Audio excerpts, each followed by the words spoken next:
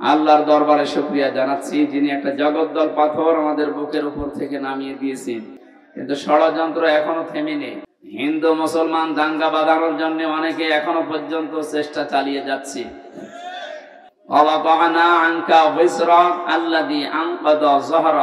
হে নবী, আমি কি আপনার পিঠ থেকে বোঝা নামিয়ে দেয়নি যা আপনার পিঠকে বাঁকা করে রেখেছিল? এটা ১৫০০ বছর আগের কথা। ওই সময় আয়ামে জাহিলিয়াত, এটা নবীজির পিঠকে বাঁকা করে ফেলেছিল।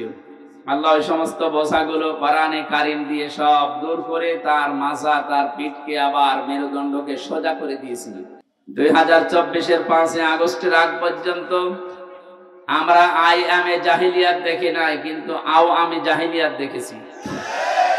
এটা আমাদের বুকের উপরে যে পাথর চাপা দিয়ে রেখেছিল, হযরতে বেলাল, হযরতে খাব্বাবকে যেভাবে অত্যাচার করেছিল, হয়তো এভাবে না হলেও ইনডাইরেক্ট এদেশের 18 কোটি মানুষ ঠিক বুকের উপরে একটা পাথর নিয়ে আমরা বসবাস করতাম। আল্লাহ যেন পাথরটা নিজের হাতে সরিয়ে দিয়েছে। কোরআনে কারিমে সূরা নমলের 50 নম্বর আয়াতে আল্লাহ জানিয়েছেন, অমাকারু মাকরাও ওয়া মাকারনা মাকরাও ওয়া হুম লা ইয়াশউরুন। হে নবী, ওরা ষড়যন্ত্র করেছিল, এমন ষড়যন্ত্র করেছে সূরা ইব্রাহিমের তাফসিরে পেয়েছি পাহাড় পর্যন্ত টলে যাওয়ার উপক্রম হয়েছিল। মাকার না, আমি আল্লাহ নিজেও একটা কৌশল করলাম। ষড়যন্ত্র করে কাফেরেরা আর কৌশল করে আল্লাহ। শব্দ দুইটাই মাকার না, মাকরন এটাই মাসদার, কিন্তু বাংলা অর্থ করার সময় আকাশ পাতাল পাল্টিয়ে গেছে।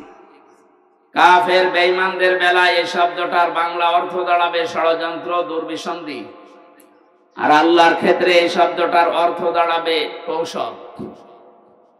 অমাকারু অমাকার আল্লাহ আল্লাহু খায়রুল মাকিরিন। আল্লাহ বলেন, ওরা ষড়যন্ত্র করেছে আর আমি আল্লাহ কৌশল করেছি, আমি সবচাইতে উত্তম কৌশলী। বাস্তবে দেখেন, 15.5 বছরে যত ষড়যন্ত্র ওরা করেছিল সবগুলোর মোকাবেলা আমাদের চাই ইমানে সম্ভব না।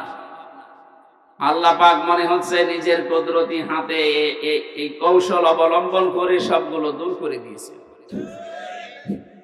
হুয়া জিতাবাকুম ওয়া মা জাআলা আলাইকুম ফিদ-দীন মিন হারাজ। তিনি সেই আল্লাহ যিনি তোমাদেরকে নির্বাচিত করেন। কুমিল্লাবাসী নির্বাচিত করা হয় যে পদ্ধতিতে, ওর নাম নির্বাচন। কথা বলে না কেন? আজ বিশ্বের বিভিন্ন মোড়লদের কাছে ধর্ণা দিচ্ছে যারা পালিয়ে গেছে, 2 বোন একসাথে। ওনারা এখন বলতে চাচ্ছে যে আমরা নির্বাচিত ছিলাম, আমাদেরকে উৎখাত করা হয়েছে। এটা যাহা মিথ্যা কথা। আপনি নির্বাচিত ছিলেন এই 15 বছরে, শয়তানও বিশ্বাস করেন। এমনকি যদি কেউ ঘোড়াকে জিজ্ঞাসা করে, ঘোড়াও হাসবে। এই একটা কথা বলবো, আমি কথা বলতে পারি না, কিন্তু আমি তো হাসতে পারি। যে কথা শুনলাম এ তো আমিও না হেসে পারি না। ঘোড়া দাঁত বের করে হাসবে না? এত বড় ডাহা মিথ্যা কথা একটা হাসি মানুষ বলেন কি করি? হাসিদের বদনাম হয়ে যাচ্ছে। এই জন্য আশা করছে আমরা যেহেতু হাসি, আমাদের গায়েও লাগে কেউ মিথ্যা বললে। মানুষ গালি দেয়, শালার পাঁচি। কথা বলে না কেন? এই জন্য আমরা আশা করব অন্তত আপনারা 2 বোন একসাথে পালিয়েছেন, একটু আল্লাহ বিল্লাহ করেন। কথা বলে না কেন? মিথ্যা কথা, মিথ্যা তথ্য মানুষকে দিয়ে আর বিভ্রান্ত করবেন না পৃথিবীর মানুষকে। সারা দুনিয়া জানে যে 15.5 বছরে কোনো নির্বাচন হয়নি। এই মিথ্যা কথা মানুষকে বলে কি আপনি লাভ করতে পারবেন? হ্যাঁ, ষড়যন্ত্র করছেন, এর মোকাবেলায় আল্লাহ বলেন আমি নিজে কৌশল করি। মাকার না, একালি টান আছে, জমা মোতাকাল্লিম। এটা হামজার দায়িত্ব না, কৌশল করা দায়িত্ব কার? যেহেতু আল্লাহ আমাদেরকে নির্বাচিত করেছেন লক্ষ লক্ষ নবীর উম্মতদের মাঝখান থেকে উম্মতি মুহাম্মদী হিসাবে, আর আমাদের উপরে যত বিপদ আপদ মুসিবত আসবে, ষড়যন্ত্র আসবে, ওমা জাআলা আলাইকুম ফিদ-দীন মিন হারাজ, দিনের উপরে চলতে থাকবেন, যত ষড়যন্ত্র আসবে, বিপদ আপদ আসবে, আল্লাহ বলেন আমি নিজে এখানে কর্তা, নিজে দায়িত্ব নিয়ে ওগুলো সব সরিয়ে দেব। আপনি লক্ষ্য করে দেখেন 15.5 বছরে জুলুম অত্যাচারের স্টিম রোলার যেভাবে চলেছে, 1500 বছর আগের কথা জানি না, কিন্তু 15.5 বছর দেখলে মনে হচ্ছে আমরা আগার সেই আইয়ামে জাহিলিয়াতের যুগে ফিরে গিয়েছিলাম। এই কঠিন পরিস্থিতি মোকাবেলা করা শুধু আমাদের দ্বারা হয়নি, আল্লাহ নিজে এই বিপদ আপদ সরিয়ে দিয়েছেন। সর্বশেষ সরিয়েছেন 2024 সালের 5 আগস্ট। কথা বলেন না কেন? কেন সরালেন? আল্লাহ রাব্বুল আলামিন বলেন ফালাম্মা নাসু মা যুকিরু বিহি ফাতাহনা আলাইহিম আবওয়াবা কুল্লা শাই। সূরা নামের 44 নম্বর আয়াতে আছে, পৃথিবীর মানুষ যখন আমি আল্লাহর আদেশ নিষেধ ভুলে যায়, তখন তাদের বরকতের যা দরজা, শান্তির দরজা, ওগুলো আমি আল্লাহ খুলে দেই। লা ফাতাহনা, একটা দরজার কথা না, আবওয়াব বহু বচন দিয়েছেন, বাবের বহু বচন।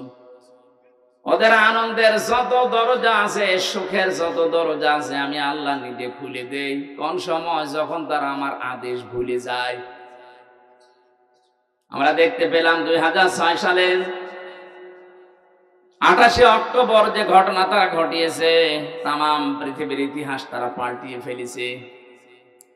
বিশ্ববিদ্যালয়ে থাকাকালীন বহু ইতিহাস পড়েছি, কিন্তু এই ইতিহাস কোনোদিন পড়িও নাই, শুনিও নাই যে মানুষ হত্যা করার পরে লাশের উপরে ড্যান্স দেওয়া যায়। অথচ এটা দুনিয়ায় হয়েছে। এই কথা বলে দেখা, একটা কুকুরকে মারার পর লাশের উপরে ড্যান্স দিয়েছে, আমি পাইনি, দেখিও নি। কিন্তু জসিম ভাইকে তারা হত্যা করার পরে লাশের উপরে নৃত্য করেছে, ড্যান্স দিয়েছে। দৃশ্যের পরে মনে মনে করলাম, না এই এরা কি গো, এই ছেলে ইয়ার কি মারতে আসে এখানে?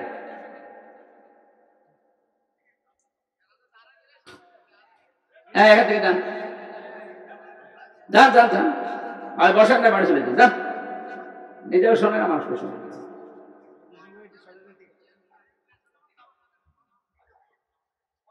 আমার ভাইরা, 6 সালের পরে 7 সালে ডিসেম্বর মাসে সিরাজগঞ্জ থেকে একবার অনুষ্ঠান করে বাড়ি যাচ্ছিলাম। তখন বাসে আসতাম, বাসের পেছনে, ড্রাইভারের পেছনে বসে আছি, গাড়ি যাচ্ছে। হঠাৎ দেখলাম রাস্তার মাঝে একটা কুকুর মরে পড়ে আছে। ড্রাইভার কুকুরের ওপর দিয়ে না দিয়ে বাম দিয়ে চালিয়ে দিল, গাড়ি ঝাঁকি দিয়েছে। ড্রাইভারকে বললাম, আপনি এমন করলেন, এখন তো উল্টিয়ে যেত। ড্রাইভার আমারে বলছে, দেখছেন একটা কুকুর মরে পড়ে আছে, আমি ডবল করে চাপা দেব, আমার বিবেক নেই। আরে ভাই, এ তো মরা কুকুর, মেরে ফেললে কি আর না মারলে কি, তো মরেই গেছে। ড্রাইভার আমার দিকে ঘুরে বলছে, হুজুর আপনি কি আসলে হুজুর নাকি ভান ধরেছেন? আপনি কেমন হুজুর? আপনি দেখেন একটা মরা গরু, মরা কুকুর পড়ে আছে, আমি ডবল করে চাকা চালাবো, আমার বিবেক কি মরে গেছে? পেটের উপরে থাবা দিয়ে বললাম, আপনার নাম কি?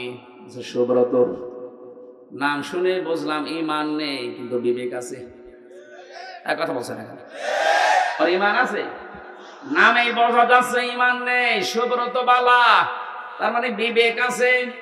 একটা মরা জিনিস, যদিও নিকৃষ্ট জীব কুকুর, তারপর আপনি মারতে পারলেন না ডবল করে। এই পৃথিবীতে আমরা চোখে দেখা গত বছরে জীবিত মানুষকে পিটিয়ে সাপের মতো মেরে ফেলার পরে দেখলাম তার লাশের ওপরে ড্যান্স দিচ্ছে। এটাকে মানুষ বলা সম্ভব? এদের কাজ নিষিদ্ধ করা হচ্ছে এমনিতে না, আমি নাম ধরেই বলছি। ছাত্রলীগ নিষিদ্ধ করার মতো 100 কারণ আমি বলতে পারবো এখন, কিন্তু এদের বৈধতা দেওয়ার মতো একটা কারণ নেই। আপনি যাতে বৈধতা দেবেন, কোন কারণে একটা দেখান। বিশ্বজিৎকে যারা মেরে ফেলতে পারে, একটা হিন্দু মানুষ যে মেরেছিল ওই শাওন, তাদের একজন আমার সাথে জেলে ছিল। বলছে, ভাই এমন কোপ দিলাম, আমারে বারবার বলছিল যে কিসের শিবির, আমি হিন্দু মানুষ, আমি আপনাদের মতো হাফ হাতা না, আমি ফুল হাতা। তারপরেও ছাড়ি নাই। কথা বুঝতেছে? আমি ওই দিন ওই শব্দটা শুনেছিলাম যে আমরা মুসলমানরা হাফ হাতা আর ওরা ফুল হাতা। একটা একটা করে আপনি জাহাঙ্গীরনগর বিশ্ববিদ্যালয়ের দিকে তাকান, 100 মেয়ের ইজ্জত সম্ভ্রম নষ্ট করার পর ওরা মিষ্টি বিলোচন করেছে যে আমরা সেঞ্চুরি করলাম। 100টা কারণ আমার এই মোবাইলে আছে যে 100টা কারণে ওদের নিষিদ্ধ করা যায়, কিন্তু বৈধতা দেওয়ার জন্য আমি একটাও পাইনি। আপনি তো বলেন তো যে এই কারণে বৈধতা দেওয়া যায়, বলেন তো কি করেছে? এত যা করেছে সবে অবৈধ কাজ।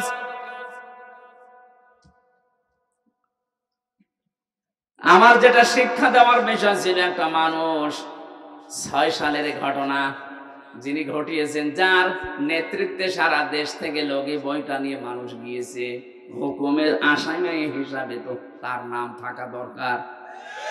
কারণ আমরা এই কুমিল্লা থেকে তো ঢাকায় যেতে চাইনি, আপনার কথা মতোই আমি গেছি।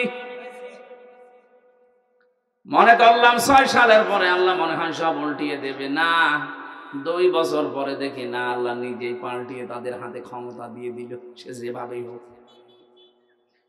মনে করলাম 5 বছর গেল যাক, ও আল্লাহ 14 সালে 9 সালে দেখি 14 সালে আবার আল্লাহ তাদেরকে দিয়েছে, 18 সালে দেখলাম আল্লাহ তাদেরকে দিয়েছে, 24 সালেও দেখলাম আল্লাহ তাদেরকে দিল।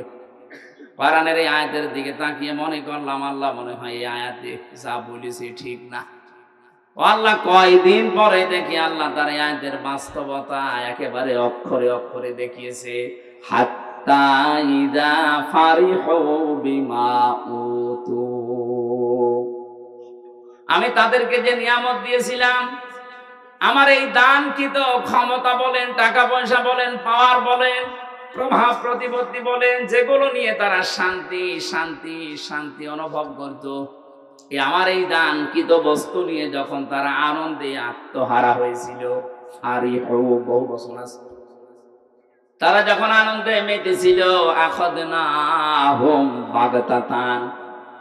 এখানে যারা আরবি গ্রামার বোঝে জিজ্ঞাসা করেন, আখাযনা এক আলিফ টান আছে, এর ফাইল কর্তা সরাসরি আল্লাহ নিজে, হোম দিয়েছেন। এর পরে আল্লাহ পাক বলেন আমি নিজে তাদেরকে ধরলাম বাগতাতান, আকস্মিক ভাবে।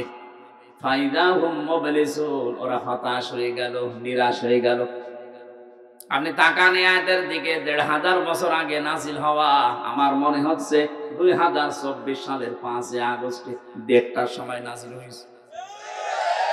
1:30টার সময় আল্লাহ এমন হঠাৎ করে ধরেছে যে দুপুরে খাবার খাবে তাও সময় পায়নি। এর নাম বাগতাতান, আকস্মিক ভাবে ধরা। এতটুকু আল্লাহ আয়াতটা শেষ করে দেয়নি, পরের শব্দে জানিয়েছেন ফাইদাহুম মুবলিসুন। ও মানুষগুলোর চেহারার দিকে আপনি তাকিয়ে দেখেননি নবী? ওরা হতাশ হয়ে পড়েছে, নিরাশ হয়ে গেছে। যতগুলো জালেম এই 5 তারিখের পরে ধরা পড়ছে, আপনি তাকান প্রত্যেকের চেহারায় হতাশার ছাপ। এই যে কালা মানিক চেহারা দেখেছিলেন যেদিন ধরা পড়ে, কলার পাতায় শুয়েছিল, এমনকি বিসি পর্যন্ত উড়ে গেছে। ওর সংসার করার কাজ শেষ, সংসার করবা।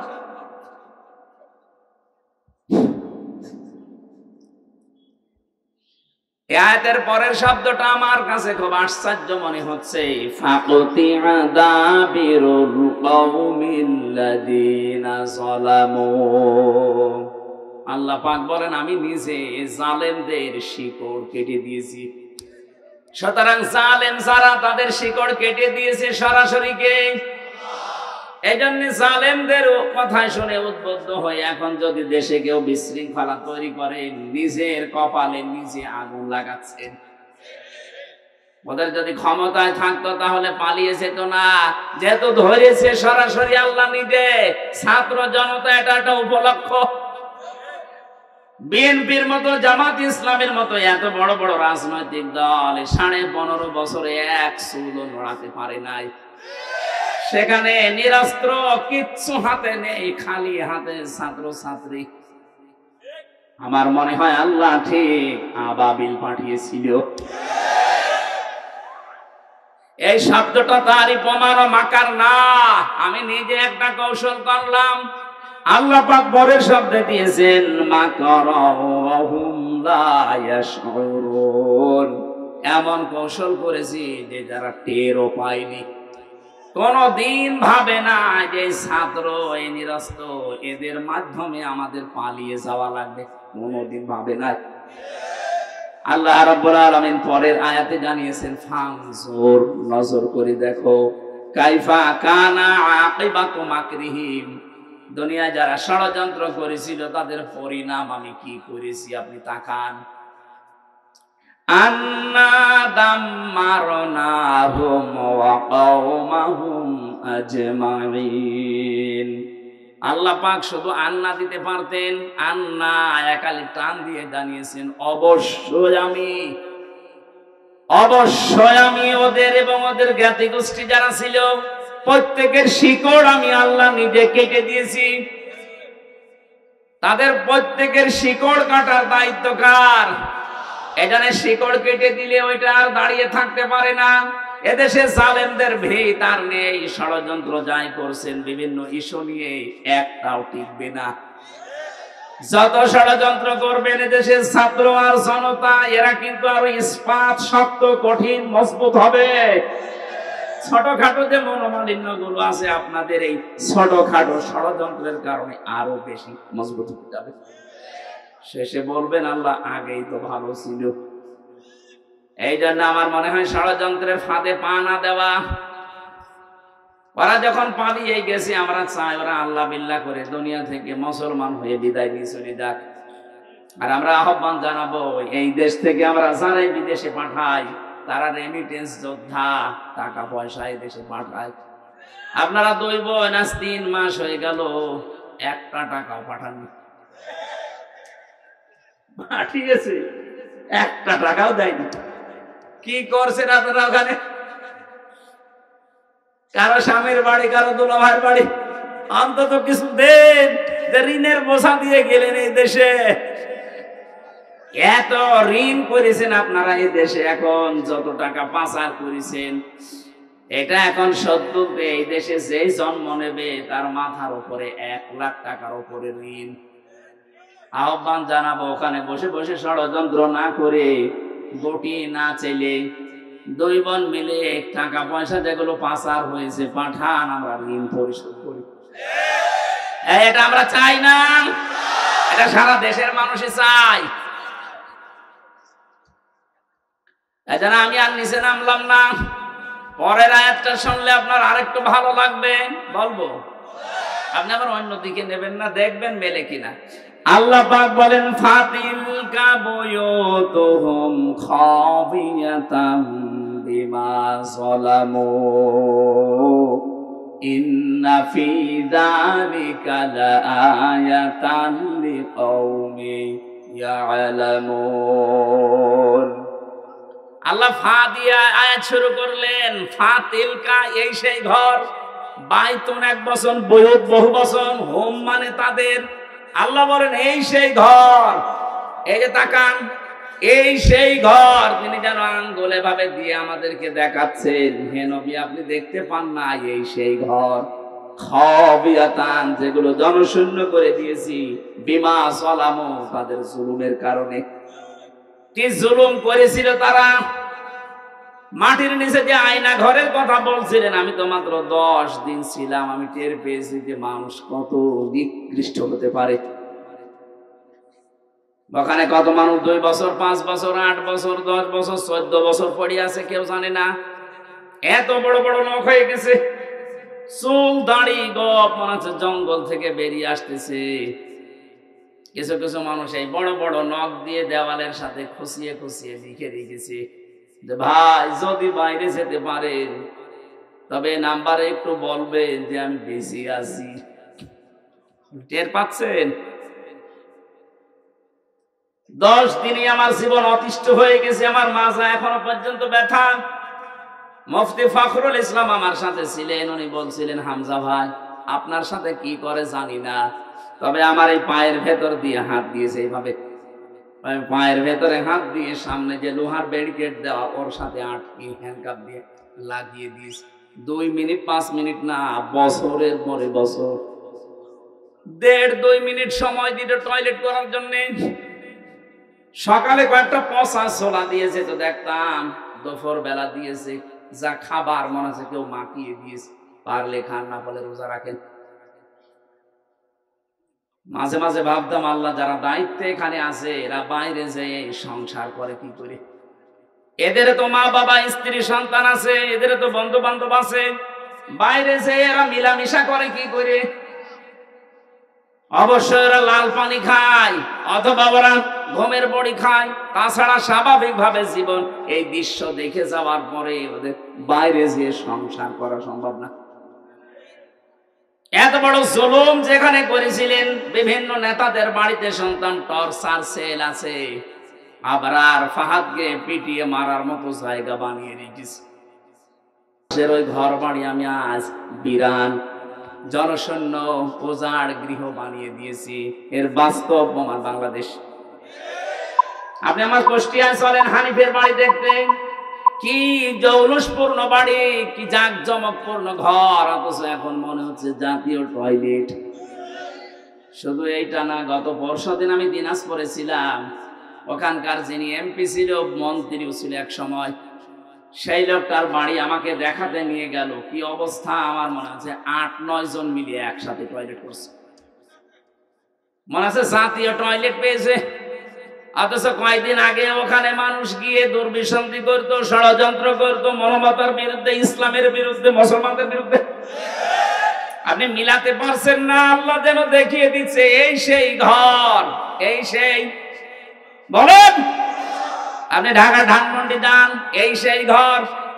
আজকেও পেপারে দেখলাম 4-5 জন একসাথে বসেছে টয়লেট করছে, প্রসাব করছে, মনে হচ্ছে একবার দল বেঁধে চলে গেছে।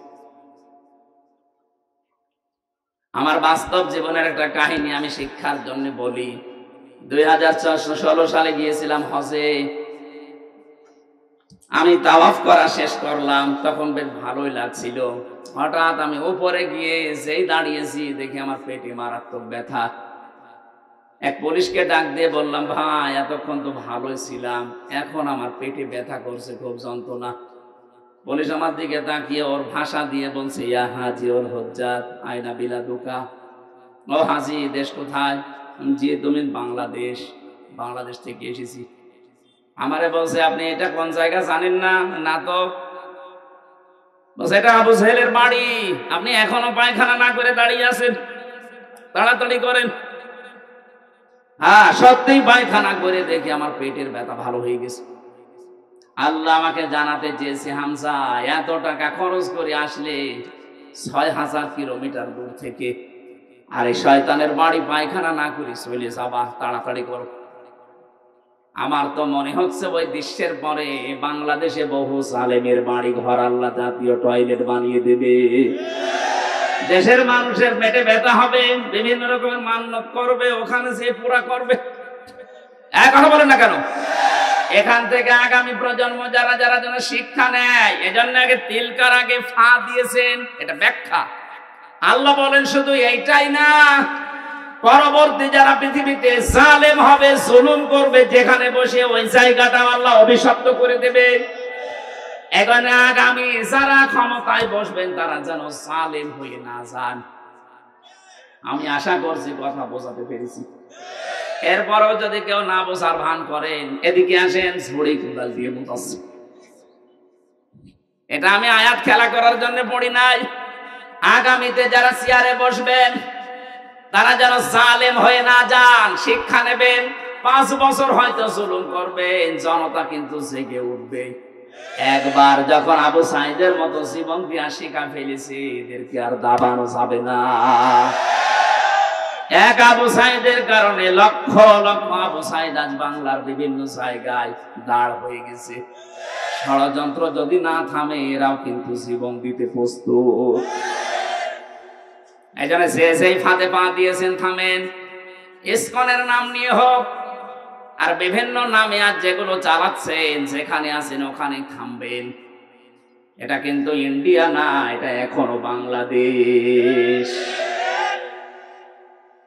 এদের হয়তো আর কিছু নেই, যতটুকু ঈমান আছে ঈমানের সামনে দাঁড়ানোর ক্ষমতা এখনো কারো নেই। কথা বলেন ঠিক কিনা? আমরা আর কিছু না মানি, অন্তত এটা বিশ্বাস করি যে আল্লাহ একজন আছে। কথা বলেন না কেন? আমার মনে হয় শুধু আমরা না, এদেশে আমরা যারাই বাস করি অন্য ধর্ম অনুসরণ করতে পারে, কিন্তু উপরওয়ালা একজন আছে এই কথা তারাও বলে। কথা বলেন। আপনি পিনাকি ভট্টাচার্যের দিকে তাকান, আমার মনে হয় যে ওর 100টা কথা বললে 90টা আল্লাহর নামে বলে। অথচ নাম দেখেছেন, ধর্ম দেখেছেন পিনাকি ভট্টাচার্য, হিন্দু মানুষ।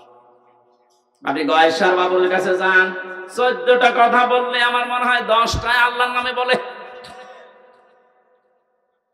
সবাই এই পৃথিবীতে যারা আছে, বিশেষ করে এই বাংলাদেশে, এরা সবাই বিশ্বাস করে আল্লাহ একজন আছে, উপরওয়ালা একজন আছে। কারণ বিপদে পড়লে আমরা দেখি দলমত থাকে না, সবাই তখন ডাকে কাকে। আমি ছোটবেলায় বরিশালে পড়তাম, ওই সময় ব্রিজ ছিল না, নৌকায় যাওয়া লাগতো। লঞ্চে ট্রলারে নৌকায় যখন যাচ্ছি, হঠাৎ দেখি ঝড় উঠেছে নৌকায়, টলাটলি করে নৌকা। আমরা যারা মুসলমান আছি বলছি লা ইলাহা ইল্লাল্লাহ। একজন দাদা হিন্দু আর দাদি দুইজন মিলে আমাদের সাথে পড়ছে লা ইলাহা ইল্লাল্লাহ। কি গো, চেহারা দেখে মনে হয় অন্য ধর্মের। এই যে এখানে কি দেওয়া থাকে, তিলক। ডাক দিয়ে বললাম, দাদা মুসলমান হয়েছেন কবে? হইনি। কালেমা পড়লেন? যে ঝড় উঠেছে ও কালী দুর্গার কাজ না, আল্লাহ লাগবে। বিপদে পড়লে সবাই ডাকে কাকে? আমরা আজকে শিক্ষা নিয়ে যাওয়া লাগবে। আল্লাহ পাক যদি জালেমদের বাড়ি ঘর জনশূন্য করে দিয়ে টয়লেট বানিয়ে দিতে পারে মাত্র 3 মাসের ব্যবধানে, 3 বছর যেতে দিন, ওই জায়গাতে মানুষ ঘৃণা করেও যাবে না। কারণ জায়গাটা আল্লাহ অভিশপ্ত করে দেয়। যেখানে বসে জালেমরা জুলুমের দুর্বিসন্ধি করে, ওই জায়গাটা আল্লাহ পৃথিবীর মানুষের কাছে ঘৃণিত, নিন্দিত, অভিশপ্ত করে দেয়। আমরা যারা সামনে কোনদিন যদি চেয়ারে কেউ যেতে পারি, আমরা আর যাই করি যেন জনগণের সাথে জুলুম না করি। আল্লাহ এটা আমাদের বোঝার মতো তৌফিক দান করো, বলেন আমিন। দরুদ আর সালাম পড়ছি মুহাম্মদ রাসূলুল্লাহ সাল্লাল্লাহু আলাইহি ওয়াসাল্লামের প্রতি। যারা আনিত আদর্শ পেয়ে আমরা খুশি না বেজার? বলেন বলেন। এই জামানায় যদি হযরতে মুসা আলাইহিস সালাম আসতেন, হযরতে ঈসা নবী পর্যন্ত আসতেন, আর তারা যদি আমাদের নবী মুহাম্মদ রাসূলুল্লাহকে না মানতেন, বিশ্ব নবী জানিয়ে গেছেন আমি নবুয়ত পাওয়ার পর থেকে কিয়ামত পর্যন্ত যদি মুসা নবী ঈসা নবীও আসে আর আমার আদর্শ বাদ দিয়ে নতুন কিছু মেনে চলে, নবী হওয়ার পরও তারা জাহান্নামে। আপনি এই কথার ওজন টের পাচ্ছেন? এত বড় নবী, আল্লাহর সাথে যিনি কথা বলতেন কালিমুল্লাহ, আল্লাহর রূহ বলা হয় হযরতে ঈসা রূহুল্লাহ। এই সমস্ত নবী এখন যদি আসতেন আর মুহাম্মদুর রাসূলুল্লাহর আদর্শ বাদ দিয়ে যদি অন্য কাউকে মেনে চলতেন, তারা পর্যন্ত জাহান্নামী হয়ে যেতেন। তা আপনি যাকে মেনে চলেন, যার আদর্শ মতো চলেন, উনি কি মুহাম্মদুর রাসূলুল্লাহর চাইতেও দামি? আমি ইঙ্গিত দিলাম, জ্ঞানী মানুষ আশা করছে আপনি বুঝে ফিরেছেন। এরপরও যদি কেউ না বোঝার ভান করে থাকেন, আপনার এখানে বসে নবী ওয়াজ করলো আপনার কাজ হবে না। এই কোরআন কিন্তু নবীজি আবু জেহেলের সামনেও যেভাবে পড়েছিলেন, আবু বকরের সামনেও ওইভাবেই পড়েছিলেন। আবু জেহেল কোরআন শোনার পরে তার শয়তানি বেড়ে গেছে, আর আবু বকর কোরআন শোনার পরে তার ঈমান যা ছিল আরো বেড়ে গেছে। একজন এখানে যারা বসেছেন, যদি আবু বকরের মতো মন নিয়ে বসেন, ঈমান যা আছে মাস্ট বি আরো বাড়বে। যাদাতুহুম ঈমানা, তাদের ঈমান বাড়তে থাকবে। কিন্তু আবু জেহেলের মতো মন নিয়ে যদি বসেন, আমি আমির হামজা না, কাবার ইমাম আব্দুর রহমান সুদাসি ওয়াজ করলেও আপনার ঈমান বাড়বে না, আপনার শয়তানি বাড়বে। আশা করছি আপনি আবু জেহেলের মতো মন নিয়ে না, আবু বকরের মতো মন নিয়ে বসবেন। এক কথা বলেন না কেন? আমার আজকের আলোচনার বিষয় যে জাহান্নামের আয়াত পড়লাম, এমনি পড়ি নাই। পৃথিবীতে যে সেই ধরনের অপরাধ করবে আল্লাহ পাক তাকে ওই জাহান্নামের দরজা দিয়ে প্রবেশ করাবে। আমি বহুবার এই কুমিল্লাতে এসেছি, বিশেষ করে 3টা বছর তো জালেমের জেলখানায় ছিলাম। এর আগে যতবার এসেছি বহু জায়গায় বলেছিলাম যে জাহান্নাম নিয়ে আমাদের এই দেশে, বিশেষ করে বাংলাদেশ আর ভারত, এই 2টা দেশে একটা ভ্রান্ত তথ্য দেওয়া আছে। আমরা মনে করি জাহান্নাম 7টা আর জান্নাত 8টা। না, জাহান্নামের স্তর বা জান্নাতের স্তর 7টা 8টা হতে পারে, কিন্তু জান্নাত আর জাহান্নাম একটাই। আমি এটা বানিয়ে বলছি না। সূরা নাহাল না হিজর, সূরা হিজরের ভেতরে আছে 14 নাম্বার পারার 3 নাম্বার পৃষ্ঠা 7 নাম্বার লাইনের 43 44 নাম্বার আয়াত। আল্লাহ পাক বলেন লাহা সাবাতু আবওয়াব লিকুল্লি বাবিম মিনহুম জুজউম মাকসুম। এই জাহান্নামের দরজা 7টা। যে যে ধরনের অপরাধ করবে আল্লাহ তাকে দিয়ে সেই দরজা দিয়ে প্রবেশ করিয়ে শাস্তি দেবে। তাহলে জাহান্নাম কয়টা? এই যে প্রাইমারি স্কুল দেখেন, স্কুল তো একটা, ক্লাসরুম 5টা। যে যেই ক্লাসে পড়ে সেই দরজা দিয়ে সে প্রবেশ করে। আপনি ক্লাস 5-এ পড়েন, আপনি 4-এর ক্লাসে এসে বসে থাকবেন, আপনার কোনো লাভ আছে? ক্লাস 2-তে পড়েও কোনোদিন ক্লাস 5-এ এসে বসে থাকলে লাভ আছে? না, আপনাকে বসতেও দেবে না, ওখানে ক্লাস করতেও দেবে না। কারণ যে ক্লাসে পড়েন ওই দরজা দিয়ে প্রবেশ করে ওই জায়গায় বসেন। জাহান্নাম একটা, তার স্তর আল্লাহ বানিয়েছেন 7টা। আমরা জানি জান্নাত 8টা স্তর বানিয়েছেন, আমরা মনে করি 8টা। না, আল্লাহ পাক জান্নাতের স্তর বানিয়েছেন 100টার উপরে। এই কোরআনে আছে, সবগুলো আমরা জানি না, আমরা মাত্র 8টা জানি। আর জাহান্নাম 7টা না, জাহান্নামও 100টার উপরে স্তর আছে, আমরা 7টা বেশি জানি। যে যেই ধরনের অপরাধ করবে আল্লাহ পাক বলেন তাকে ওই দরজা দিয়ে প্রবেশ করি আমি আল্লাহ শাস্তি দেব। কারণ জাহান্নাম এটা একটা ফাঁদ। এটা কি? পাখি ধরে মানুষ কি দিয়ে? ফাঁদ দিয়ে। বলেন না কেন? সূরা নাবার 21, 22, 23 এই 3টা আয়াতে ওই তথ্যগুলো আছে। তাফসীরুল কোরআন মাহফিল লিখেছেন, আমরা তাফসীর আকারে কথা বলবো ইনশাআল্লাহ। জবান খুলে এবার পড়েন আউযু বিল্লাহি মিনাশ শাইতানির রাজিম। একটু বাতাস দেন তো 5 মিনিট। বিসমিল্লাহির রহমানির রহিম।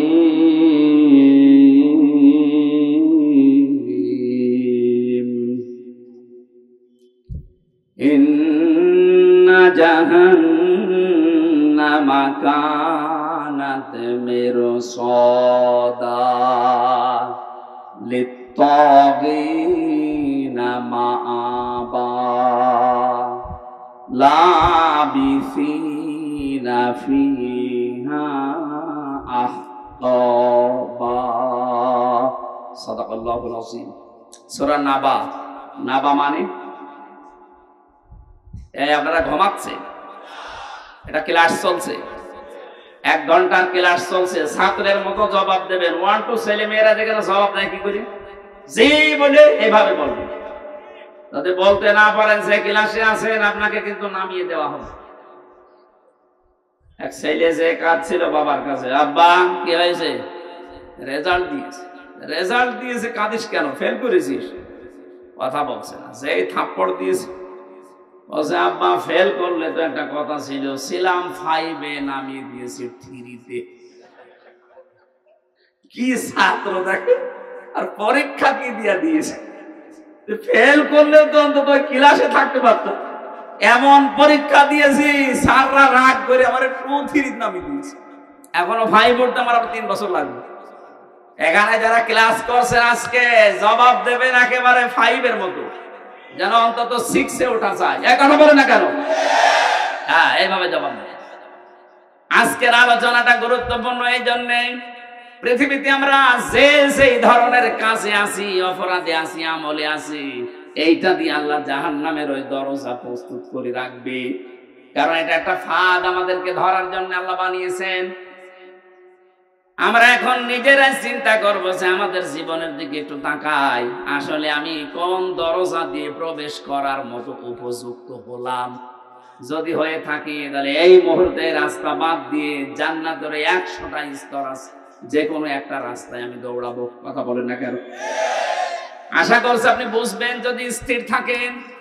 আল্লাহ বলেন অবশ্যই জাহান্নাম কানাত মিরসাদা, এটা একটা ফাঁদ, এটা আমি বানিয়েছি। কেন এ ফাঁদ বানালাম? কাদের জন্য? লিত্তাগিনা মাবা, এক নম্বরে যারা দুনিয়ায় সীমা লঙ্ঘন করে, দুই নম্বরে এই পৃথিবীর ময়দানে লাবিসিনা ফিহা আহকাবা। প্রথম নাম্বার কারণটা আমরা শেষ করি আগে। সীমা লঙ্ঘন দুনিয়া যারা করবে তাদের স্থায়ী এবং কোনদিন তারা এখান থেকে আর বের হবে না, এইটাই তাদের জায়গা। তাহলে প্রথম নম্বরে জাহান্নামে, এই যে একটা নাম, এটা যে দরজাগুলোর নাম বলছি, জাহান্নাম একটা, লাজা একটা, হতমা একটা, হাবিয়া একটা, সাঈর একটা, সাকার একটা, এরকম 7টা দরজা, মেন দরজা আছে, আর ছোটখাটো দরজা 100টার উপরে। এর প্রথমটায় ভয়ঙ্কর একটা নাম জাহান্নাম। নাম কি বলেন? বলেন। একটা দরজার নাম মনে করেন এটা ক্লাস 5-এর দরজা, এখান দিয়ে আল্লাহ প্রবেশ করাবে। প্রথম নাম্বারে তাদেরকে প্রবেশ করাচ্ছে দুনিয়াতে যারা সীমা লঙ্ঘন করেছেন। সীমা লঙ্ঘন কি? সেই দুনিয়া তৈরির পর থেকে আল্লাহ এটা আমাদেরকে আগে জানিয়েছেন, আমাদের আদি পিতা আদমের মাধ্যমে। হযরতে আদম আলাইহিস সালাম জান্নাতের ভেতরে বেশ আরামে ছিলেন, কিন্তু তার মনের ভেতরে একটা অজানা অশান্তি ঘুরপাক খাচ্ছিল। রব্বুল আলামিন এটা টের পেয়ে তার ঘুমন্ত অবস্থায় বাম পাঁজরের একটা হাড় বের করে একটা সুন্দর মহিলাকে আল্লাহ বানিয়ে রাখলেন, নাম দিলেন হাওয়া। হযরতে হাওয়া এত সুন্দরী ছিল, যেহেতু আল্লাহ নিজে হাতে করে তাকে বানিয়েছেন।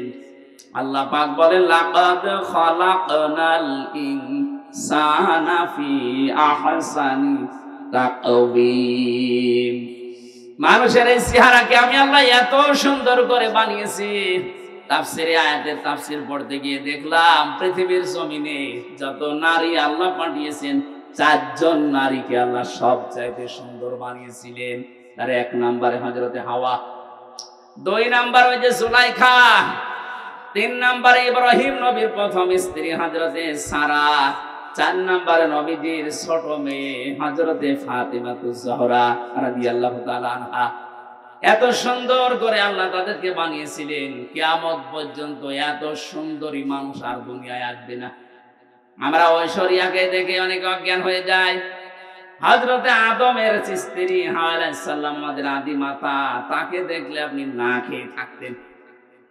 এজন্য আমাদের আদি পিতা হযরতে আদম ঘুম ভাঙার পরে তাকে দেখলেন, তাকালেন, ধরতে গেলেন। এটা বিপরীত লিঙ্গের প্রতি একটা আকর্ষণ।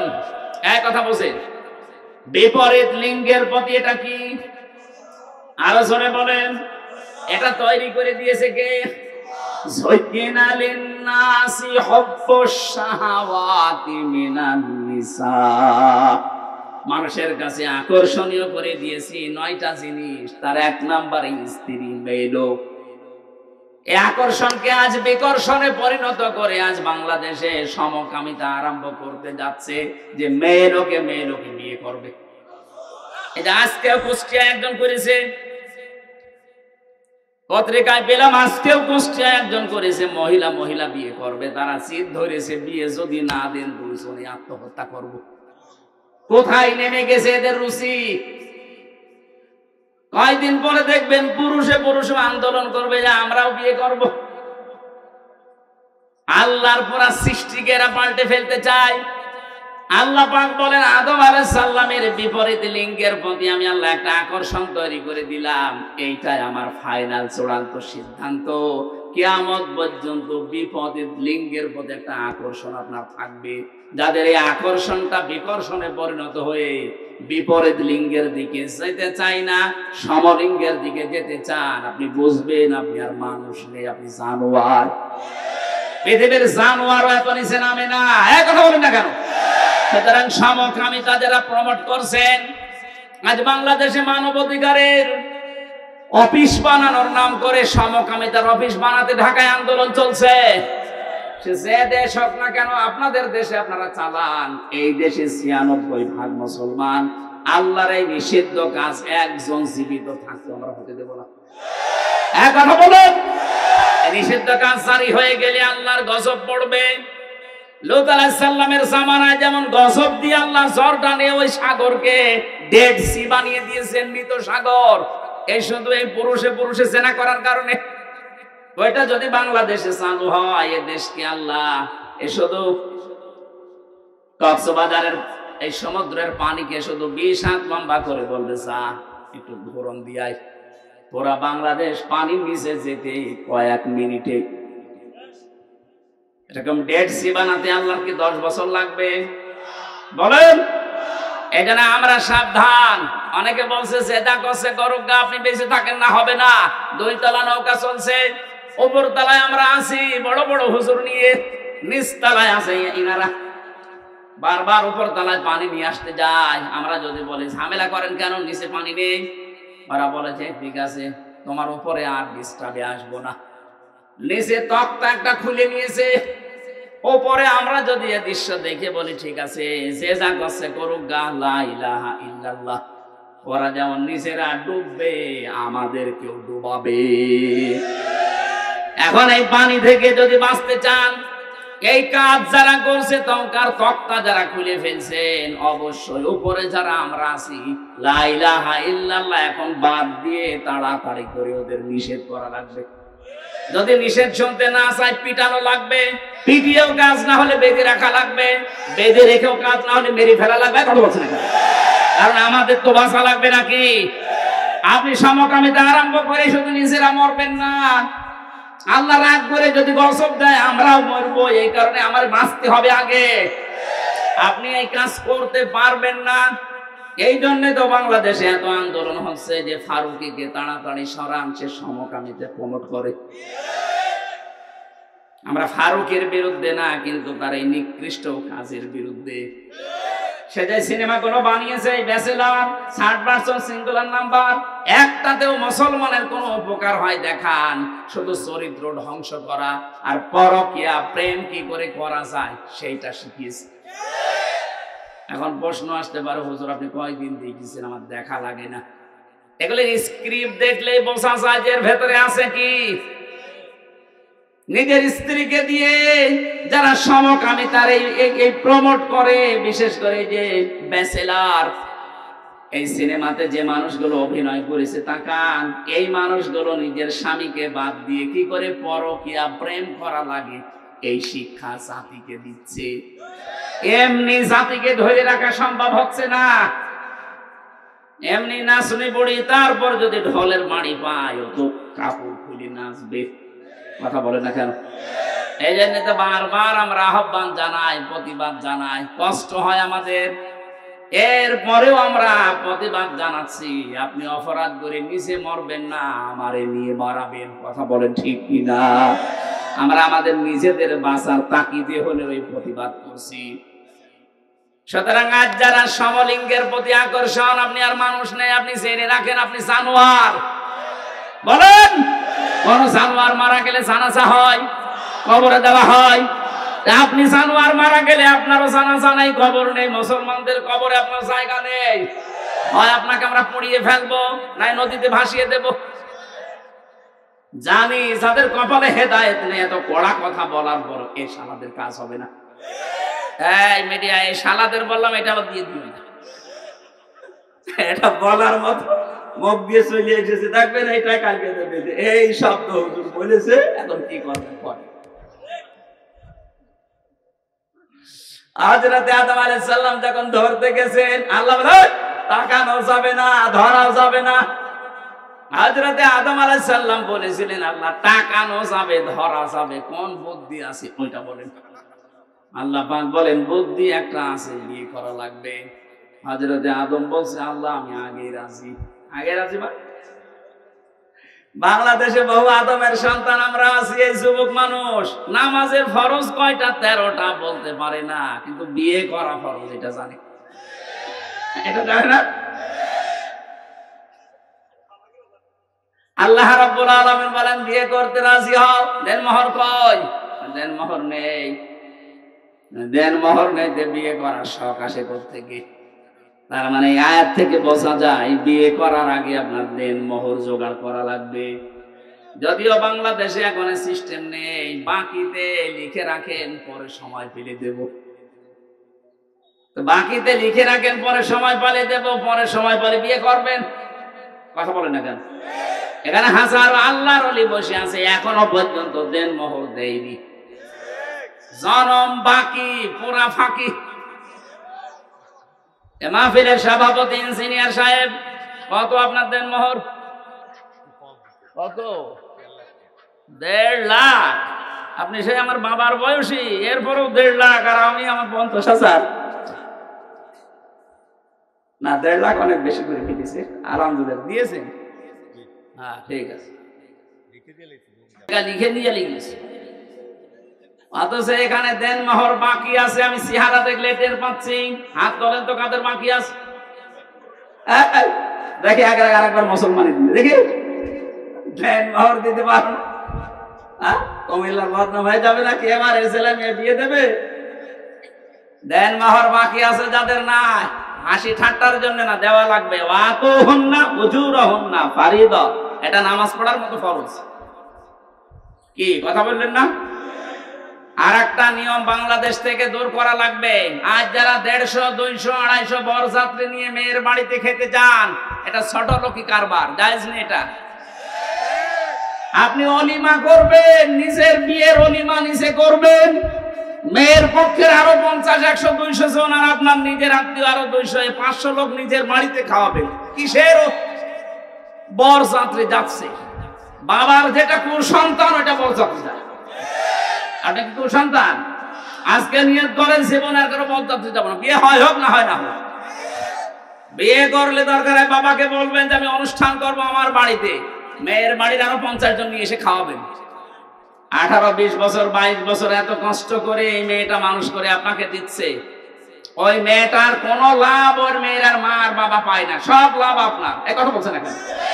আপনার সন্তান তার ধারণ করা লাগে, আপনার বংশ বৃদ্ধি করা লাগে, খেদমত করা লাগে, সারা জীবন আপনার বাড়ি থাকা লাগে। অথচ মেয়েটা মানুষ করে দিলেও তার কি লাভ আছে? কোনো লাভ নেই। খালি 18, 20 বছর, 22 বছর ওর পেছনে বিনা কারণে শ্রম দিয়েছে আর খরচ করেছে। আমি বারবার এটা বলছি কারণ আমার 3টা মেয়ে, কোনো ছেলে নেই। আমার তো বাঁচা লাগবে নাকি? না ভাই, এটা মাসলা, আপনি মেনে নেন, অন্তত আমাকেও বাঁচান। আমার ছেলে 3টা হলে আমি মাসলা বলতাম না, মনে হয় না। এই নিয়ম বাংলাদেশে যেহেতু আছে, কুমিল্লা ছেলে আছে কিনা জানি না, বরযাত্রী যান, এটা পাল্টাবেন। মেয়ের বাড়ি থেকে আরো 100-150 মানুষ নিয়ে আসবেন, নিজের পক্ষ থেকে আরো 150, 300 মানুষ খাওয়াবেন নিজের বাবার টাকা খরচ করে। কিসের বরযাত্রী যাচ্ছেন আপনি? হযরত আদম বলেছিলেন আল্লাহ আমার অর্থ নেই, আমি দেন মোহর দেব দিকরে। আল্লাহ তাকে শিখিয়েছিলেন আমার নবী মুহাম্মদুর রাসূলুল্লাহর উপরে 10 বার দরুদ শরীফ পড়ো। বিয়েটা হয়ে গেল, জিবরাইল নিজে কাজী হয়ে বিয়ে পড়িয়েছেন। বিয়ে শেষ করার পরে এবার আমি এই শব্দটা বলার জন্য আসলাম। আল্লাহ রাব্বুল আলামিন ডাক দিলেন আদমকে, অকুলনা ইয়া আদাম উসকুন আনতা ওয়া যাওজুকাল জান্নাতা ওয়াকুলা মিনহা রাগাদান হাইসু শি'তুমা। কয়েকটা মাসলা এখান থেকে আসবে, খুব ভালোভাবে শুনবেন। আল্লাহ পাক বলেন আদম বিয়ে হয়ে গেছে, বউ নিয়ে চলে যাও বাড়িতে। জান্নাত হযরত আদমের বাড়ি আর আমাদের বাবার বাড়ি। কথা বলেন না কেন? জান্নাত হযরত আদমের বাড়ি আর আমাদের, আরো জোরে বলেন আমাদের। কি পেলেন এখান থেকে?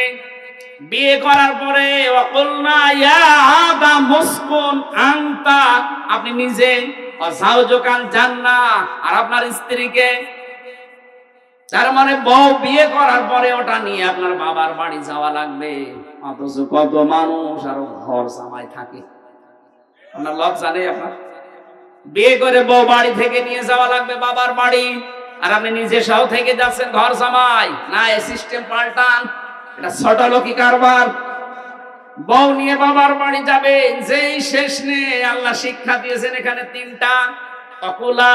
যারা আরবি গ্রামার বসে জিজ্ঞাসা করেন, আল্লাহ কিন্তু আনতা অকুলা দিতে পারতেন, একবারেই 2 বছর দিয়েছেন যে নিজের বাড়িতে বউ নিয়ে যাওয়ার পরে নিজে মরণের খাওয়া খাবা, এরপরে বউকে খাওয়াবা না, একবারে কোলা 2 বছর কেন দিলেন? আজ বাংলাদেশে নারী পক্ষ, নারী স্বাধীনতা আন্দোলন, নারী বিপ্লব পরিষদ, নারী মুক্তি পরিষদ 13টা সংগঠন কাজ করছে মেয়েদের অধিকার আদায়ের জন্য। অথচ আল্লাহ যে অধিকার মেয়েদের দিয়েছে, কিয়ামত পর্যন্ত পৃথিবীর কেউ এই অধিকার দিতে পারবে না। আল্লাহ পাক কি সমতা দিয়েছেন দেখেছেন? কোলা আদম নিজে খাবে, তারপরে বউ খাবে, হবে না। যেই পরিমাণ যেই মানের খাবার নিজে খাবে, ওই মানের খাবার স্ত্রীকে খাওয়ানো লাগবে। এমনকি কোন মানুষ যদি ভালোবাসা মহব্বতের নজরে নিজের স্ত্রীকে খাবার খাওয়ায়, প্রতিটা লোকমা সাবগা দেওয়ার মতো সওয়াব হয়। মানুষ খাবার খাওয়ায় নিজের বউ বাদ দিয়ে অন্যের বউকে। ও বলছে ঠিক, তার মানে ও কি করে? কুমিল্লাবাসী, আজ বাংলাদেশে যদি আয়াতটা রাষ্ট্রীয় ভাবে কায়েম থাকতো, আল্লাহর কসম মেয়েরা যে আন্দোলনগুলো করার জন্য বিভিন্ন ফাঁদে পা দিয়ে আজ বেপরদা হয়ে চালাচ্ছে যে আমাদের অধিকার দেওয়া লাগবে, সমান অধিকার। কিসের সমান অধিকার? আল্লাহ পাক আপনাদের অধিকার আমাদের চাইতে আর 3 গুণ বেশি দিয়েছে। কি কথা বললেন আদমকে যাওয়া কোলা, নিজে যা খাবে, নিজে যা পরবে, ওই পরিমাণে ওই মানের খাবার হওয়া লাগবে। আপনি নিজে খাচ্ছেন বিরিয়ানি, বউকে খাওয়াবেন খিচুড়ি, হবে না। ওই মানের খাবার তাকে দেওয়া লাগবে, নাইতো আপনি কিয়ামতে জালেম হয়ে উঠবেন। এই জন্য তো 2টা 3টা 4টা যাদের বউ, তারা যাতে ইনসাফ করতে না পারে, এই কারণেই তারা জাহান্নাম হয়ে যাবে। আল্লাহ 2টা 3টা 4টা বিয়ের কথা বলেছেন ঠিক, কিন্তু শেষে এসে বলেছেন যদি ইনসাফ করতে না পারো, যদি ভয় হয়, আশঙ্কা হয়, তে এক বউ নিয়ে সন্তুষ্ট থাকো। 2 নম্বরের আগাদান হাইসো, সে তোমার বউ নিয়ে শুধু বাবার বাড়িতে, নিজের বাড়িতে নিয়ে আটক অবস্থায় রাখবা, ঘরের ভেতরে না। ওকে নিয়ে বেড়াতে যাবা, যেখানে ইচ্ছা যাবা, যা ইচ্ছা খাবা। তার মানে বউ নিয়ে বেড়াতে যাওয়া মাঝে মাঝে, এটা আদম নবীর সুন্নাত। এই নির্দেশ কার? আরো জোরে বলেন। কোনদিন নিয়ে গিয়েছেন কোন জায়গায় বেড়াতে? স্ত্রীকে সাজগোজ করার জন্য কোন স্বামী যদি অর্থ ব্যয় করে, নবীজি বলেন ওটা আল্লাহর রাস্তায় দান করার সওয়াব। মেদান সাহেব যদি ওনার স্ত্রীর জন্য প্রতি মাসে 20,000 টাকা করে সাজগোজ করার জন্য কসমেটিক কিনে দেয়, মনে করবেন 20,000 টাকা আমি আল্লাহর রাস্তায় দান করে আসলাম। কোন স্ত্রী তার নিজের স্বামীকে নিজের দিকে আকৃষ্ট করার জন্য যদি সাজগোজ করে, আয়নার সামনে বসে বসে যতক্ষণ সাজবে, নফল নামাজের সওয়াব হবে। আজ এই পারিবারিক জীবনে ছোটখাটো বিষয়গুলো গুরুত্ব দেয় না মেয়েরা, এই কারণে অধিকাংশ স্বামী পরকীয়া প্রেম করে। এটা আরেকটু জোরে বলতে পারলেন না? আর একটু জোরে বল। তার মানে পরকীয়া প্রেম এলাকায় চলছে।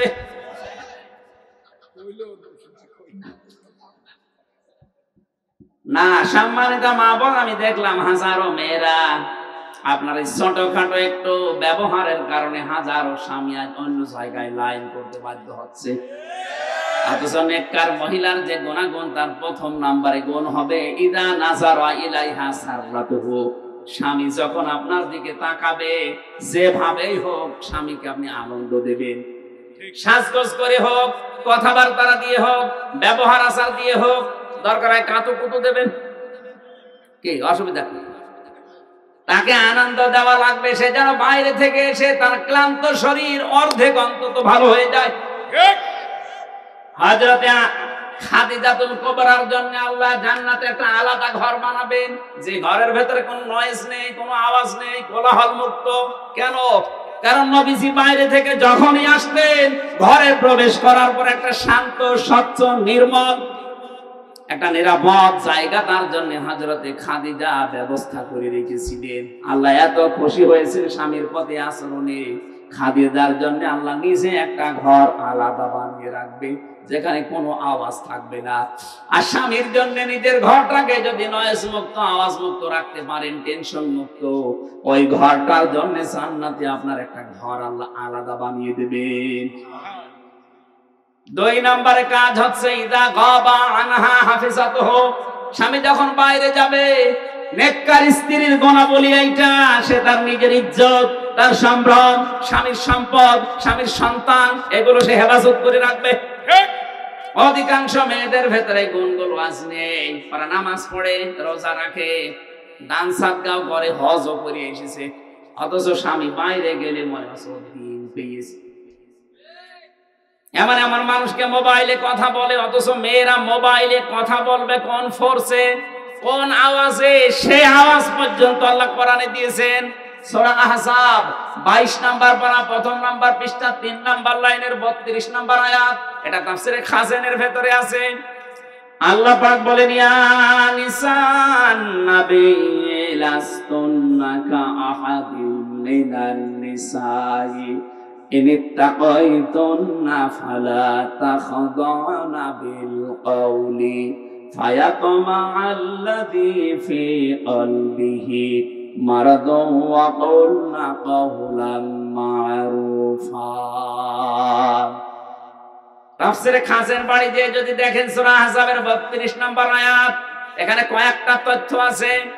আল্লাহ বলেন, হে নবীর স্ত্রীরা, যদিও নবীর স্ত্রীরা উম্মতের জন্য মা, উম্মতের জন্য কি, মায়ের প্রতি কেউ যত খারাপ ছেলে হোক, খারাপ ধারণা করে, বলেন বলেন, অথচ সেই মায়ের নাম দিয়ে বললেন, হে নবীর স্ত্রীরা, যদি কারোর সাথে কথা বলতে হয় পর্দার আড়াল থেকে, হেজাবের বাইরে থেকে, এখন আর পর্দার আড়ালে হেজাবের বাইরে না, এখন হচ্ছে মোবাইল, ফোন, ফ্যাক্স, এই কথা বলেন।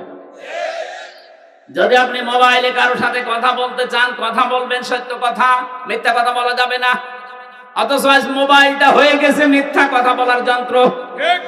আছে কুমিল্লায়, বলছে আমি ঢাকায় আছি, নাকি এরকম নেই?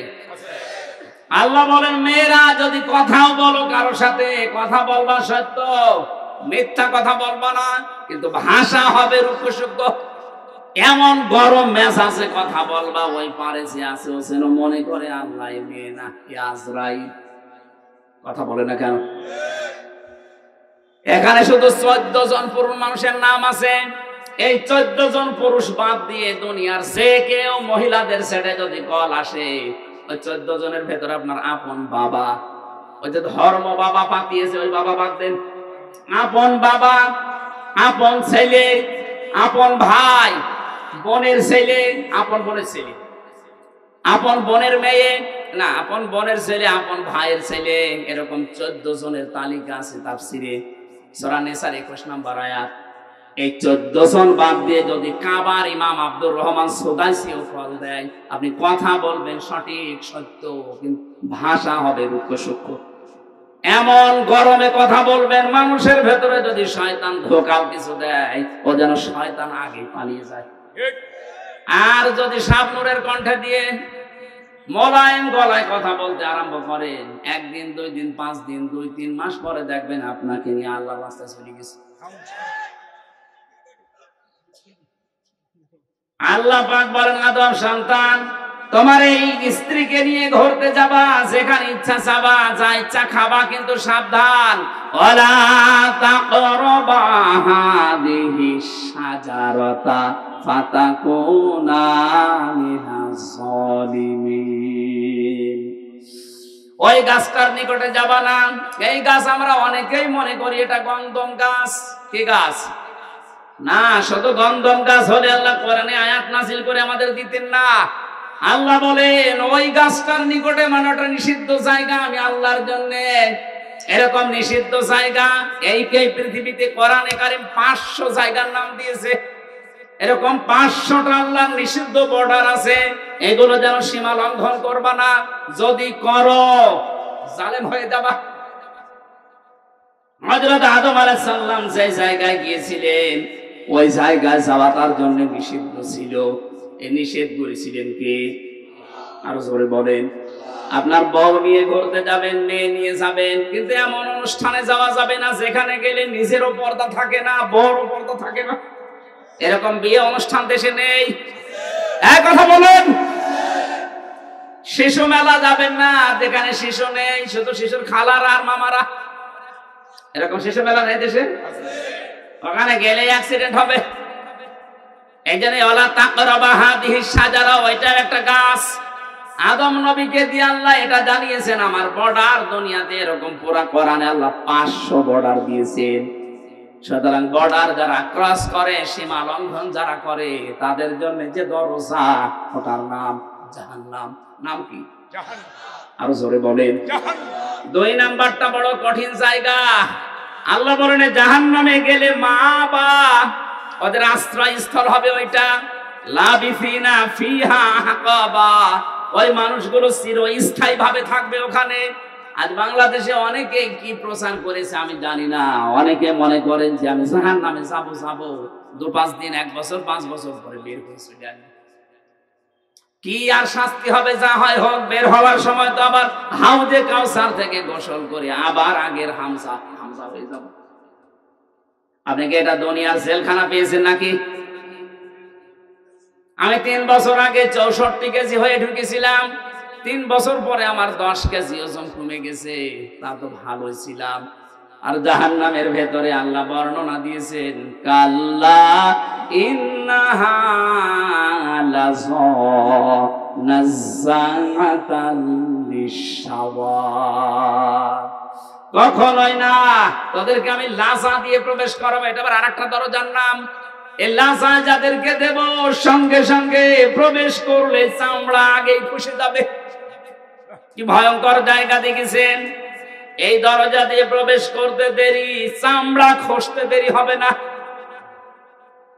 জাহান্নামের লাজা নামে যে দরজা আল্লাহ বানিয়েছেন, এই লাজায় আল্লাহ তাদেরকে প্রবেশ করাবেন। এখানে শাস্তি হচ্ছে ঢুকলে আগে চামড়া খসে যায়। আমি তো 3 বছরে 10 কেজি কমে গেছে। আমি বের হওয়ার সময় 54 কেজি ছিলাম, প্রবেশ করার সময় 64 কেজি ছিলাম।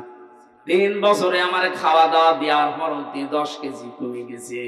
আর জাহান্নামে লাজায় দেওয়ার সঙ্গে সঙ্গে মানুষের চামড়া আগে খসে যাবে। আল্লাহ পাক বলেন এখানে ডাকবে কাদেরকে জানো? কারা এই দরজা দিয়ে প্রবেশ করবে? তাদউ মান আদবারা ওয়া তাওয়াল্লা ওয়া জামাআ ফাআওয়া। পৃথিবীর ময়দানে যাদেরকে সত্যের দিকে আহ্বান করা হয়, কিন্তু তারা উল্টো মুখ ফিরিয়ে চলে যায়। আর বাংলাদেশে এই প্রকার মানুষ বেশি। সত্যের দিকে আহ্বান করা হচ্ছে আল্লাহর কোরআন দিয়ে, নবীর হাদিস দিয়ে। আমি তো মন মতো কথা বলছি না, সবই দলিল দিয়ে বলছি। এগুলো শোনার পরেও যারা এবার টান করে মুখ ফিরিয়ে চলে যায়, বাদ দে। এই কথা যারা বলে মানুষগুলো জান্নাতে যাওয়া ওই রকম অসম্ভব, সোসের ছিদ্র দিয়ে উঠ যাওয়া যেরকম অসম্ভব। আমাদের আচরণ চরিত্র যেন এরকম আবার না হয়ে যায়।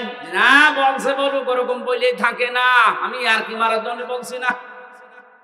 তাদউ, ডাক দেওয়া হবে তাদেরকে। মান আদবারা ওয়া তাওয়াল্লা, যে ব্যক্তি মুখ ফিরিয়ে নেয় আর উল্টো দিকে চলে যায়।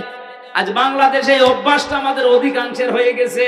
নাই তো যত কোরআনের কথা এদেশে বলা হচ্ছে, এদেশটা জান্নাত হয়ে যাওয়ার কথা। বিশ্বের কয়েকটা দেশ আমি কিছুদিন আগেও তো ঘুরে আসলাম। এই যে সিঙ্গাপুরে, মালয়েশিয়াতে এত কড়াকড়ি। সিঙ্গাপুরে কথা বলতে গেলে আমাদের দেশের মতো ওখানে 14 জায়গায় অনুমতি নেওয়া লাগবে। আমি এক জায়গায় কথা বলেছিলাম, অনুমতি নেওয়া ছিল না। এই জন্য যারা আয়োজন করেছিল ওরাও বিপদে পড়ে গিয়েছিল, আমাদের দেশের মতো। ওই দেশে কোরআনের কথা এত ওপেনলি না, সব ঘরের ভেতরে, অডিটোরিয়ামের ভেতরে, মসজিদে, এরকম জায়গা বিশেষ আছে। আর আমাদের দেশে এত উন্মুক্ত থাকার পরেও আমরা দেখতে পাচ্ছি সত্যের দিকে আলেমরা হাত পা ধরতে বাকি আছে। এত দরদ মাখা কণ্ঠ নিয়ে আপনাদের বাঁচাতে চাই, জাতির লোকেরা দেখি না এবার টান করে উল্টা দিকে চলে যাচ্ছে। আপনি কিন্তু জাহান্নামে লাজা, এই দরজা দিয়ে যাওয়ার উপক্রম উপযুক্ত হয়ে গেছে। 2 নম্বর আচরণ দেখেন তো, জামাআ ফাআওয়া। যারা দুনিয়ায় মাল সম্পদ খালি জমা করে আর শুধু সংরক্ষণের জন্য বিভিন্ন কায়দা কৌশল পথ অবলম্বন করে, এটাও বাংলাদেশে বেশি। দিনের পরে দিন শুধু সম্পদ জমা করতে আছে। আর কি করে এটা সংরক্ষণ করা যায় কি করবেন আপনি এটা দিয়ে? এখান থেকে 200 বছর পরে যদি আপনি আবার ফিরে আসেন এই কুমিল্লায়, এই জমজম হোটেলে যদি আপনি ঢুকতে চান, আল্লাহর কসম 200 বছর পর আসলে এই জমজমে আপনাকে ঢুকতে দেবে না। আপনার ছেলের ছেলের ছেলে 3 পুরুষের পরে তারা ঠিক এইটা বসবাস করবে। 3 পুরুষের 150 বছর পার হয়ে যাবে, 200 বছরের মাথায় আপনি আসবেন। আপনার ছবিও যদি টাঙানো থাকে, ওই 3 নাম্বার পুরুষ যেটা, সে বলবে না কে আপনি, কিসের মিজান? আপনি যদি থাকতে চান তাহলে মসজিদে গিয়ে থাকেন গা। এই কথা বলে না কারো। আল্লাহ রাব্বুল আলামিন এটা আমাদেরকে 1500 বছর আগে জানিয়েছেন। আমাল হায়াতুদ দুনিয়া ইল্লা মাতাউল গুরুর। দুনিয়ার জীবনটা কিন্তু ধোঁকা। ও আমার বান্দা বান্দিরা, অনেক ভালোবাসি তোমাদেরকে, ধোঁকায় পড়েছে, নিজের আসল খুশি নষ্ট করে ফেলো না। সুতরাং আমরা প্রশ্নপত্র হাতে পেয়ে গেছি, এরপরও যদি ফেল করি, আমার মনে হয় আমাদেরকে 5 থেকে 3 নামিয়ে দেওয়া দরকার। আমরা 3 নামতে চাই না, আমরা 4 থেকে 5 থেকে 6 এ উঠতে চাই। যেন দুনিয়ার জীবনটা যেন অন্তত আমরা বুঝি এটা একটা ধোঁকার জায়গা। সে যেই বলেন, আপনার মা বাবা ও ধোঁকা, ছেলে মেয়েও ধোঁকা। স্বার্থ ছাড়া এই পৃথিবীতে কোনো মানুষকে ভালোবাসে আমি পাইনি। এই জন্য ধোঁকায় পড়ে যেন আমার আসল পুঁজি আমি নষ্ট করে না ফেলি। যাই করব আমার আখেরাতের পুঁজি যেন ঠিক থাকে। কথা বলে না কেন? আজ হারাম উপায় করেছেন যারা, একটা হারামকে আল্লাহ স্থায়িত্ব দেয়নি। কোরআনে কারিমে আল্লাহ জানিয়েছেন, ইয়ামহাকুল্লাহুর রিবা ওয়া ইউরবিস সাদাকাত। পৃথিবীতে যারা হারাম ইনকাম করবে, সুদ দিয়ে, মানুষকে ধোঁকা দিয়ে বোকা বানিয়ে যারা উপায় করে, এগুলো আমি আল্লাহ ধ্বংস করি। এর বাস্তব প্রমাণ এই দরবেশ কত কোটি কোটি টাকা আত্মসাৎ করেছে আপনি দেখেন। 36,000 কোটি টাকা কোথায় এখন আর শুয়ে আছে? আমাদের মতো জেলখানায়, পার্টিতে শুয়ে আছে। বাস্তবতা এটাই। কি হয়েছে এখন? যদি সে মারা যায়, বলেন তো, বাংলাদেশে 1 নাম্বার ধনের তালিকায় তার নাম ছিল, কি হলো এগুলো দিয়ে? আল্লাহ ধ্বংস করে ফেলেছে। আগস্টের 5 তারিখে দেখেছেন কত গাড়ি, 5 কোটি 8 কোটি 12 কোটি টাকার গাড়ি রাস্তায় পড়ে আছে, মালিক নেই। হারাম ইনকাম করলে আল্লাহ স্থায়িত্ব দেয় না, ওটা আল্লাহ ধ্বংস করে দেয়। কিন্তু বৈধ জিনিসের কোনো ক্ষয় নেই, যতটুকুই হোক আল্লাহ পাক নিজে বলেন আমি এটা বৃদ্ধি করতে থাকি। প্রত্যেকটা জায়গায় যেন হারাম থেকে বেশি হালাল ইনকামের দিকে যতটুকু সম্পদ রেখে যান যেন জায়েজ থাকে। আপনি একেবারে পাহাড় পরিমাণ তৈরি করে গেলেন, যদি ওটা সংরক্ষণের লাইন রাস্তা সব ক্লিয়ার করেও রেখে যান, 200 বছর তালিকা দিয়েছিলাম, 200 বছরও লাগবে না, 100 বছর পরে আসলেও আপনাকে আপনার নিজের ঘরে আর উঠতে দেবে না। আল্লাহ এই জীবন সম্পর্কে ভালোভাবে অনুধাবন করার তৌফিক আমাদেরকে দাও, বলেন আমিন। আমি জেলখানায় যে সমস্ত বইগুলো লিখেছিলাম তার ভেতরে এটা একটা, 4-5 দিন আগে এটা পাবলিশ হয়েছে, সৃষ্টি জগৎ নিয়ে লেখা। যারা আছেন নিয়ে যাবেন, যাওয়ার সময় অনেক তথ্য হয়েছে। ওই সময় তো আর আমি রেফারেন্স পাইনি, বাইরে এসে এগুলো রেফারেন্স দিয়ে পাবলিশ করেছি। স্টেজে আছে, যাওয়ার সময় এখান থেকে নিয়েছে, কাজে লাগবে না। 1 ঘন্টা 20 মিনিট হয়ে গেছে। আমি আজকে আর চালালাম না, শেষ করে দিলাম। আগামীতে কোনো জায়গায় আসলে নির্ধারিত সময় আসবেন, আমরা কথা বলবো। আল্লাহুম্মা আমিন।